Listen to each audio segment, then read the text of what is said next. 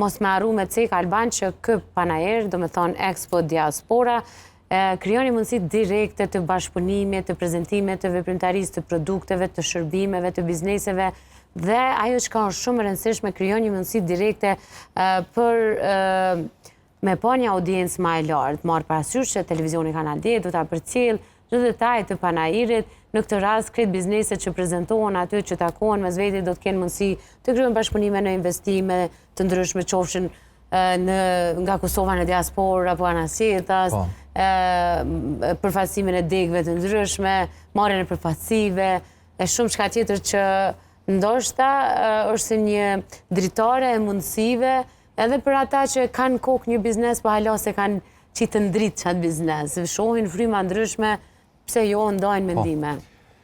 Po saksisht, kryesisht, dhe më thonë, bohen është e sakë që to bohen pikrish për qëtë arsye. Dhe më thonë, ka të ndryshëm, investitorë të ndryshëm që e shohin, dhe më thonë, një produkt që është branda nështë panajirit dhe dëshirojnë me zhvillu edhe në mërgat.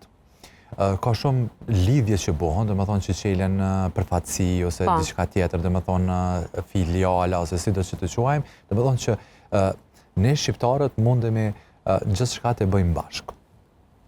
Kur jemi të kjo qasja që e tregove edhe te, pse Kanal 10 është aty prezent. Ne kena bo edhe një hapsin, një kand, ku ka me qenë Kanal 10, Radio 10, Gazeta 10, e kretë këto ku gjatë ditës do të gjirohen, do të intervistohen bizneset, dhe do të japën mundësi që personat të cilët nuk janë prezent në shta live, se ndryshë është ndjenja kur ti shkon me një panajir live dhe ishe sanët, unë i përcjeli shumë panajirit edhe i kom qep, dhe shta deformimi profesional për me pa që ka bo dhe cila është risia e radhës. Inovacionet e fundit. Po aty dhe më thonë do tjesë se do të intervistohen personat të cilët janë pjesmarës panajir. A është pjesë e pakës kjo Alban, e shtondeve? Na jo këna mësu biznesit, një biznes të cilët ti i ofran mundësi për me marë pjesë në një event të tjilë. Një panajirë, si që është Expo Diaspora 2026, më thonë, ju kina epë edhe kohën televizive. Sot në botën e sotit është shumë e shtrajt koha televizive. Abdin sepse në televizion sekundi është shumë e madhe.